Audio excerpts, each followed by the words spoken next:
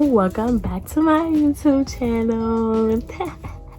But this video is going to be a story time on my labor and delivery experience. So let's talk about labor. All right, so let's fast forward to October, because September, because I'm due October. Well, I was due October 7th. So I'm 37 weeks. I go and I get checked, and my doctor's like, oh, okay, you're only 1 centimeter. All I know is I was 1 centimeter dilated. All right, cool. I was 37 weeks, so this was like September or something. So fast forward to the next week, I go back again for my 38-week appointment, and my doctor gonna be like, and then she's like, oh, you're still 1 centimeter dilated. All right, cool. Like, I've been 1 centimeter for a whole week now. Like, all right, whatever. I go home, I go walk, I go buy a bouncy ball. Mind you, I'm still working as well. I've worked literally until a week before I gave birth, and that's because I took vacation my last week. If not, I would have still been working until I went into labor. So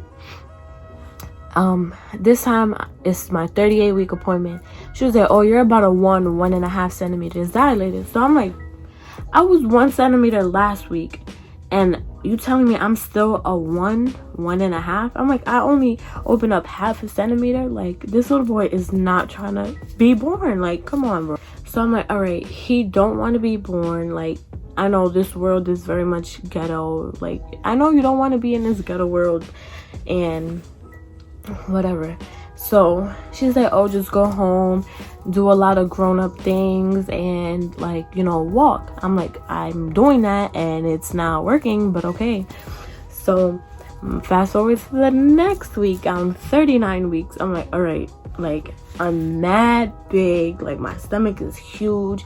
I feel so big. Like, thank God my feet wasn't swollen or anything, but I'm just over it at this point. I'm like, no, this is the I'm still working this week. When I'm 39 weeks, I was still working.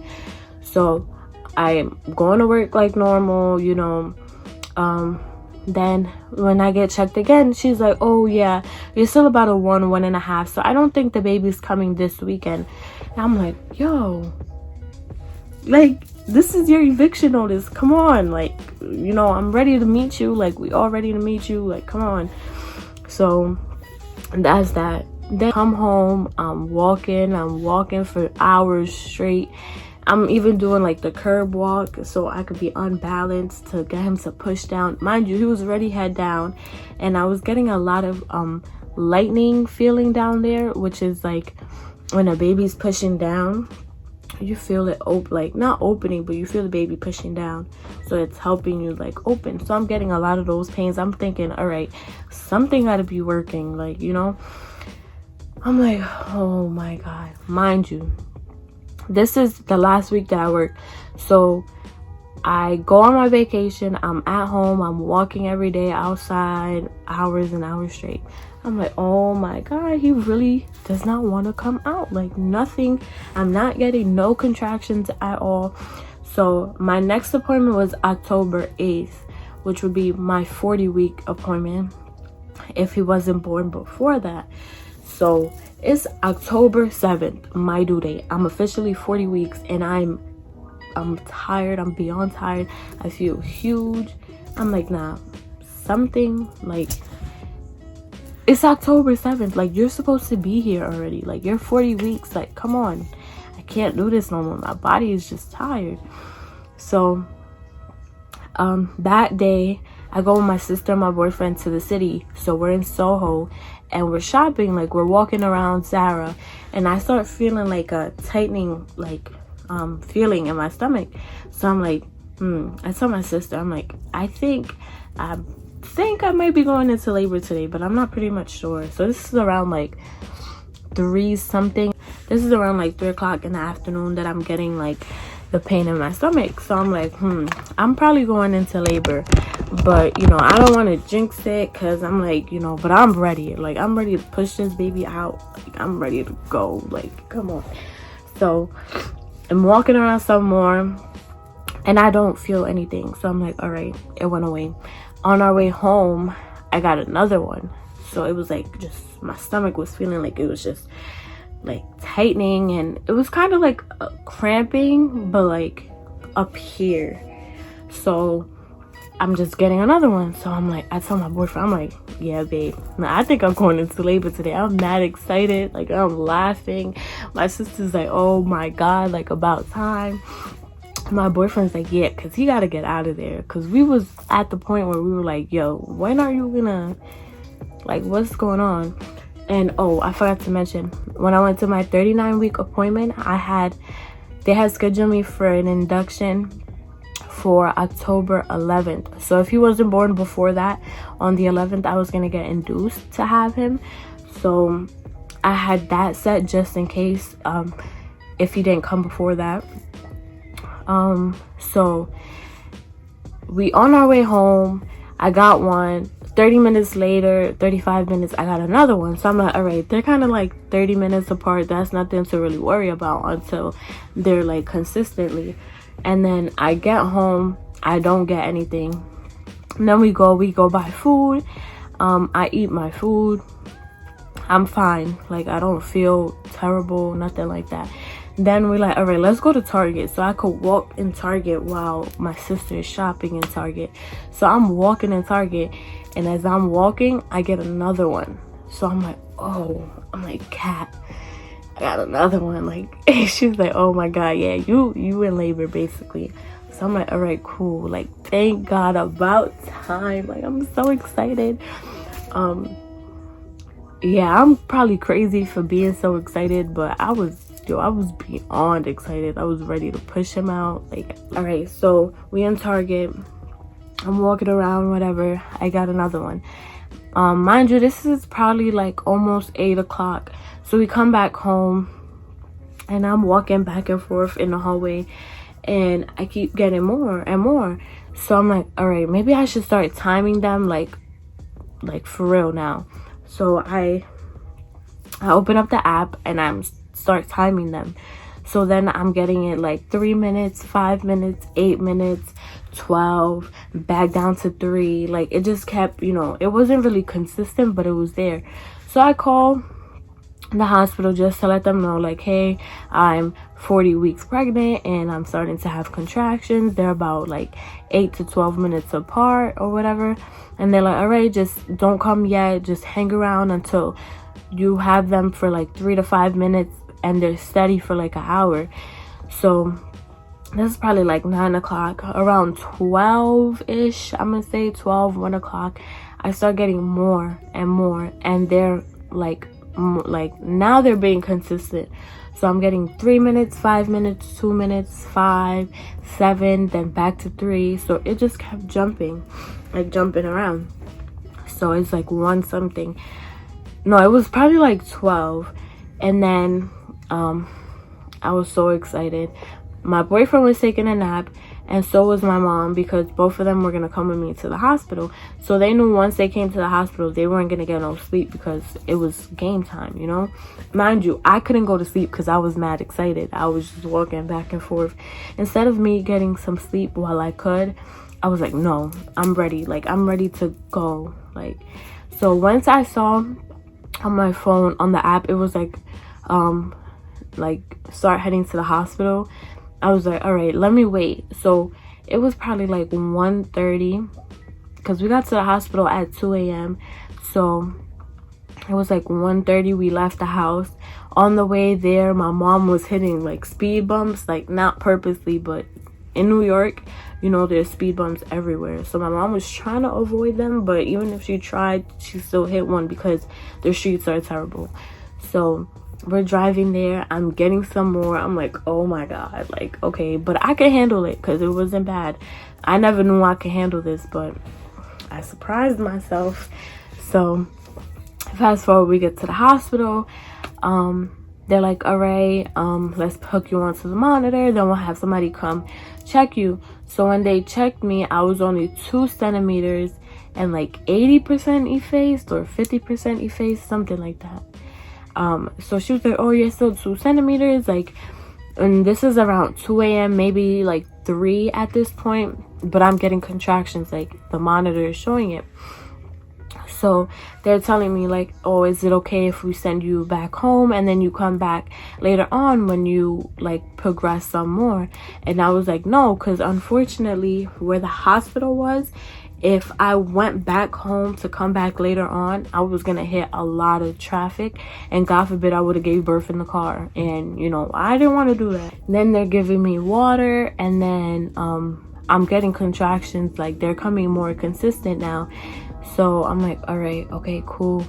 So I was about 4 or 5 centimeters, and the doctor came in and she checked me and she was like, okay, you're about 4 centimeters, like we're gonna break your water. So I was like, all right, yes, like it's about to be time. Mind you, I don't have an epidural or anything, like I'm just going as it is. I'm breathing through every contraction, and I'm like, I can handle it, like I'm fine still, you know, I'm good, like I'm fine. They're like, you know, if you want an epidural, just let us know, but just keep in mind it might take like 30 minutes to an hour before you get it. So if you want to get it, you know, just let us know, but you don't have to. Like they were very supportive and letting me know I didn't have to get it if I didn't want it.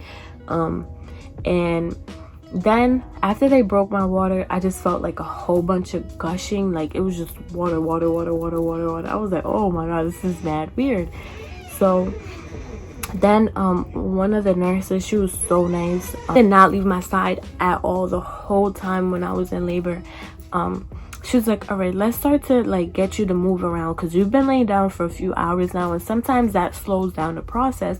If we get you to like bounce on a bouncing ball or like walk around, it'll help you like dilate more. So I was like, okay, yeah, because I want to get off this bed, like I have to move around, because I don't like being still, and like, you know, like I want to move around so I can progress.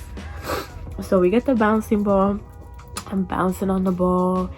She's holding the monitor because my son, his heart rate wasn't really going up or down. It was like at a steady pace. So they were kind of worried that it wasn't going up, or it wasn't going, not, they didn't want it to go down, but they wanted it to go up and then, you know, like kind of create a curve. And his heart rate was just like steady. So they were like, let's get you to move around some more, so, and drink some fluid so I can help him move around. So I'm like, all right, cool. So I'm bouncing on the bouncing ball or whatever. Then the doctor comes in, she checks me again, and she's like, I'm pretty sure this is probably like around 8 something, almost 9 o'clock in the morning. And she's like, all right, you're at 8 centimeters. And I'm like, whoa, I'm at 8 centimeters. And I still don't have an epidural, but I'm breathing through every contraction. And I'm telling myself like, all right, this is just temporary. Like, I'm not going to be in this pain forever. Once my baby is out, like, I'm fine. I keep breathing. And I keep telling myself, you got this, you got this. And my mom is like massaging my feet. My boyfriend was massaging my lower back. So every time I got a contraction, he was pushing on my back and massaging it. And that is honestly what helped me go through labor without an epidural, because I wasn't scared. Like, I wasn't against getting an epidural, but I was more scared of getting the needle put in my back and God forbid being paralyzed. I was like, yeah, no, I don't want to go through that. I'd rather just deal with the pain, get him out, and not have to worry about an epidural. So then my baby's heart rate goes down to like 60, 50, and they're like, oh, no, flip over. So they flip me over, they give me oxygen, I'm breathing with the oxygen, and the doctor, the nurse is holding the monitor to make sure that he's still, you know, breathing and he's still alive. So God forbid if his heart would have went down again as far as it did, I would have had to get a C-section, because, you know, his life is at risk. And I wasn't against getting a C-section or anything, because if I need to save my son, you know, I'm gonna do whatever I have to do. So thank God his heart rate went back up, And then this time I'm laying down. My boyfriend is still massaging my back. My mom is like updating the family members, letting them know like she's at 8 centimeters, you know, it's about to be here soon. And then I'm gonna say it was probably like 10:30-ish around there, and I'm at 10 centimeters. So I'm like, oh my god, like it's time to push. And my boyfriend is like, wait, she's gonna push without an epidural? She's not gonna get an epidural? And my mom was like, she already did.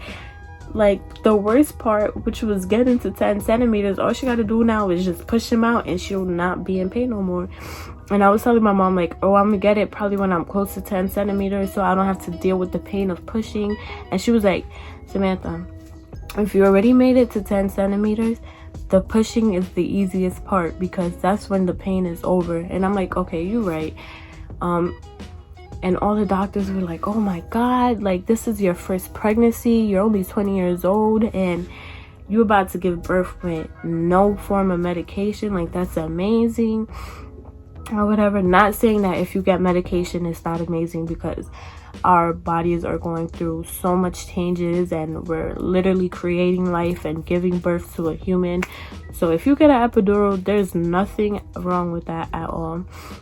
But for me, like, I never thought I can handle that much pain, and for me to handle it and go like completely natural was amazing to me and to my family, because they all said, oh, you're such a big baby, you're such a big baby, like, you know.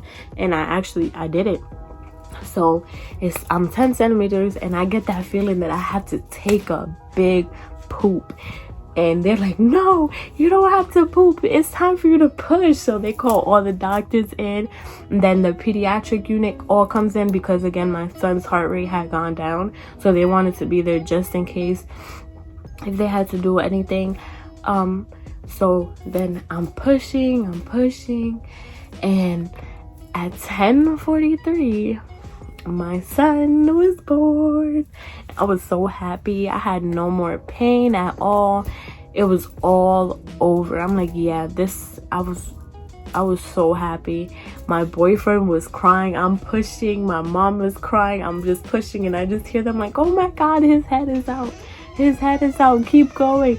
And my baby's like, oh my god, he got so much hair. He was like, babe, keep pushing, keep pushing. Yo, I wish I would have recorded that, like that whole moment, because sometimes I want to like replay it and be able to hear it and, you know, just experience it again. But it's like, I don't know, it was just such an amazing feeling, and I'm getting emotional talking about it. But honestly, I would do it again in a heartbeat for my son.